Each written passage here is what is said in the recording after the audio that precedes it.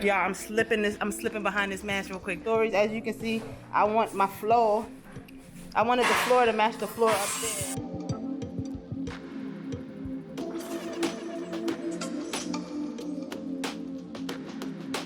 We needed to, as a Black-owned business, just give them perspectives of things that have happened to us in the past and just how we have to change this mindset. We are different ethnicities that come together. Robert and I had conversations on how many franchises are Black and Latino owned, and it's just a small fraction. Things just have to change.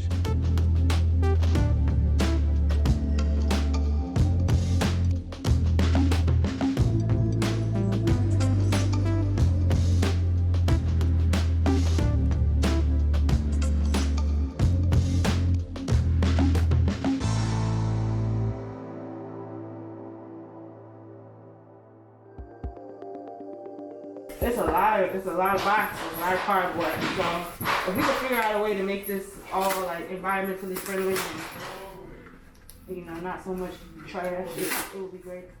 For a few weeks, and folks who aren't from Philly don't know, but Philly's been having a really bad trash issue. Neighbors call it a filthy, smelly problem. Some people say their trash has not been picked up for weeks. The commissioner has said staffing is down and impacting operations. We have experienced some COVID affecting our staff also. Now, remind you, we do a sidewalk sale. We're the only business on this entire block that does a sidewalk sale. But having like mounds and mounds of people's trash there, including our own, is very problematic.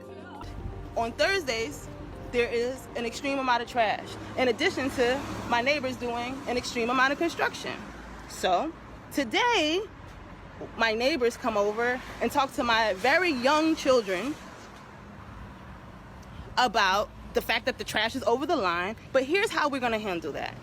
I actually went out and bought 4 trash cans. Here's a trash can, I'm an Oprah with it. Everybody get a trash can. You get a trash can, you get a trash can, the whole block get a trash can on us, just so that we can continue to have our sidewalk sale.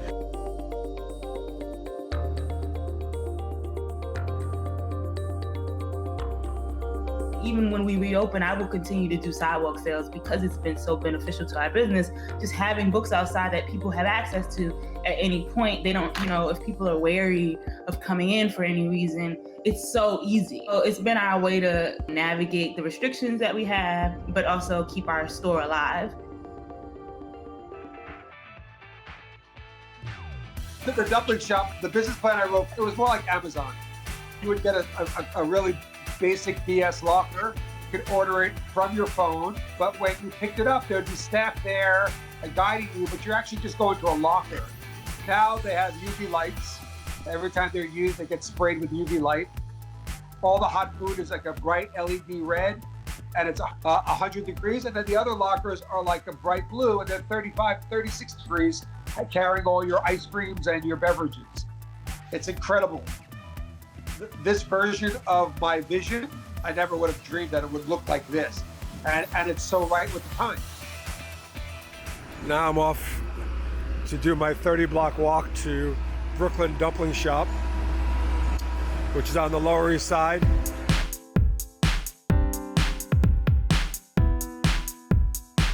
I'm gonna go in now and see what's going on. So this is the inside, as you can see, under construction. This is probably the coolest thing here is the dumpling machine. So this dumpling machine basically makes about 30,000 dumplings an hour. This is all the gas lines that are being done. So these gas lines will connect the equipment. So in 2019, I actually wrote a business plan bringing back the automat. The automat is the most cost-effective, cost-efficient way to deliver a product. And I started researching about Horn and Hattard, the founders of the automat in 1895, and how it exploded. It went from 5 locations in New York and Philadelphia in 1910 to 1922, and then post-Spanish flu in 1922, they jumped to 36 locations. So that got my attention. And I was just like, wow, we're still dealing with the same thing we did 100 years later with the pandemic. So when I created the Brooklyn Dumpling Shop, it was more about economics first, before safety. Right now, we are seeing rent deals that are 80% less than they were in March. We haven't seen this since 1930. And as bad as things are, I always say it even on my Instagram to young entrepreneurs, get up. You know what? It seems scary out there, but if you're gonna open a restaurant, you're gonna open a retail store, time to do it is now, because I believe the vaccine is on its way. And at the end of the day, this stuff is we're gonna get through all this. And if we get through this and you've made deals like I just did at the World Trade Center, a $28,000 store pre-COVID, I got it for $4,000 and they gave me a check to do all the renovations. You know, I would never see that pre-COVID. And this is where, you know, young entrepreneurs, I push, get up and do it. You know, there's so many opportunities out there to like get, you know, to get your chance, get your piece of the pie. All right, so this hurts. AJ's 6'8", right? Everybody else here is not 6'8". So if he can get down here and play defense, we should be able to play defense down here. So with next step during this time, I know that, you know, there was a lot of talk just as far as, you know, the season being canceled and what that would look like for our attendance and, you know, what we were going to do next to just make sure that we maintain the company. And I mean, it was without a doubt, we just said there's not a chance that we would close next step. It's a movement. It's a way of thinking. If you take away that type of thinking and that mindset of being able to persevere during tough times, and that's the end of your testimony, then really you've just kind of given up on why you're doing what you're doing.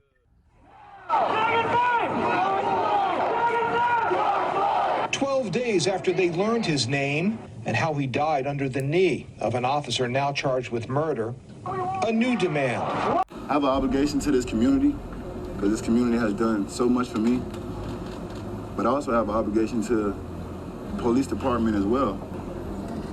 So there's got to be a better way. We wanted to make sure that we just made our kids aware of what was going on, and we wanted to be sensitive to their parents as well. So we didn't want to undermine what they were saying, but also we needed to, as a Black-owned business, just give them perspectives of things that have happened to us in the past and just how we have to change this mindset and get out of this systematic racism.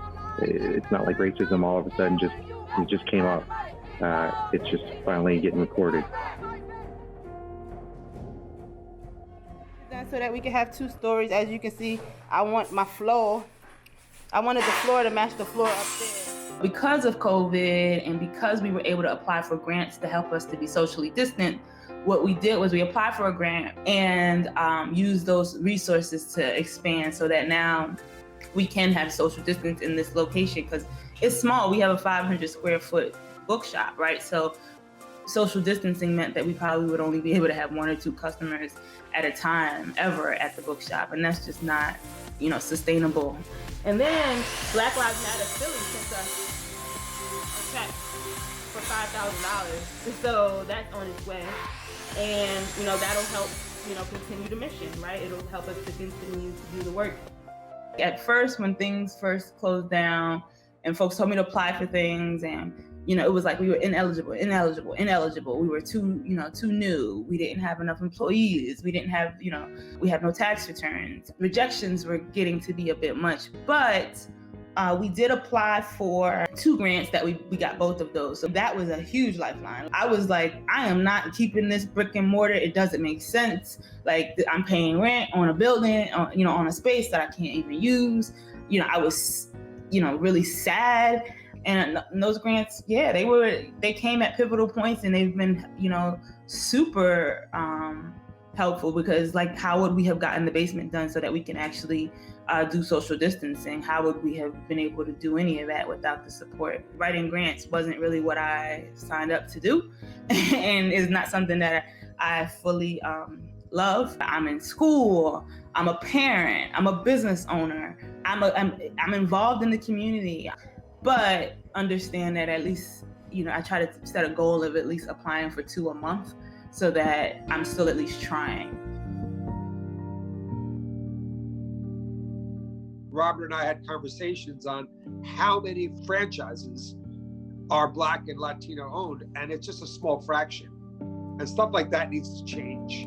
because I don't believe they have the same breaks and the same opportunities as, for example, myself. We are giving away one of our new concepts, Brooklyn Dumpling Shop, an opportunity for a Black or Latino individual, whether it's they have educational culinary experience 2 years, or they have been in the hospitality industry for 5 years. We're giving them a chance to own their own restaurant.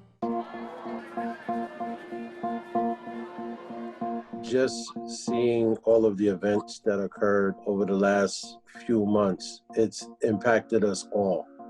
It's really gave America a chance to really look in the mirror and really see exactly what's been going on quite a while on all fronts. But I've never seen a moment where so many people of all ethnic backgrounds have come together to hopefully support and show the younger generation that, at the end of the day, it's just not about the color, it's about the person. Our goal is to make the next generation have it a bit easier than I can say what Robert and his colleagues as Black entrepreneurs have experienced. We are different ethnicities that come together. Myself, Stratus, my partner, David Thomas, our chef, Skinny Mind. We've all come together, and we're an example of what can be done and what actually needs to happen more often. America should take a blueprint of what we're doing at Brooklyn Chop House and Dumpling Shop and see it really could work when everybody just, pushes color and race and prejudging people aside and just do it based on the character of that individual. I think miracles can happen. I think we're creating magic, and I think people are seeing this. And, we're going to be an example going forward, and things just have to change.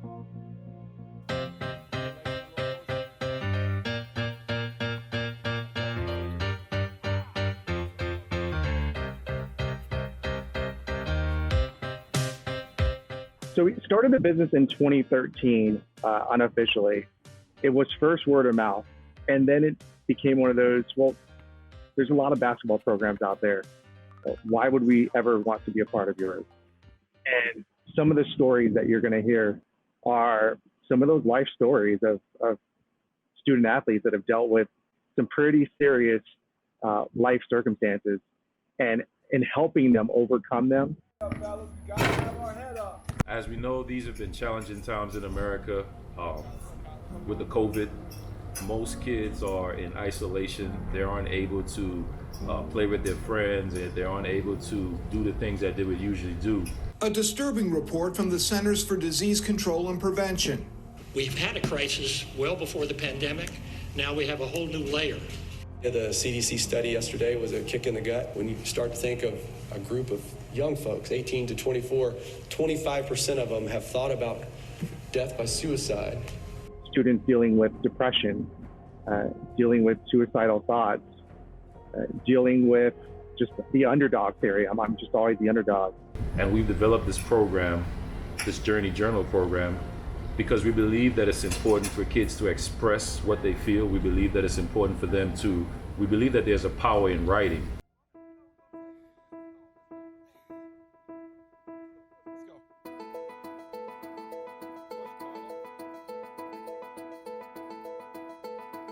Journaling was definitely a weird start, but it definitely does help. Whether it's just little things or bigger things, it just helps you realize more. It kind of helps you realize yourself more. Honestly though, what's been the hardest part of the pandemic for you? This whole thing with the social distancing and not being able to, as someone your age, what grade are you in again? 7th grade. What's been the hardest thing for you? No, honestly, the hardest part has probably been the isolation. And not having that interaction, whether it's one-on-one interaction, just having interaction with coaches and his peers. They're isolated, so you lose that, and I think that takes something away from their competitive nature. We're doing this to change the mind frame of student athletes in our community, and if we stop, then it stops. So the buck stops there, and we're not going to allow that to stop.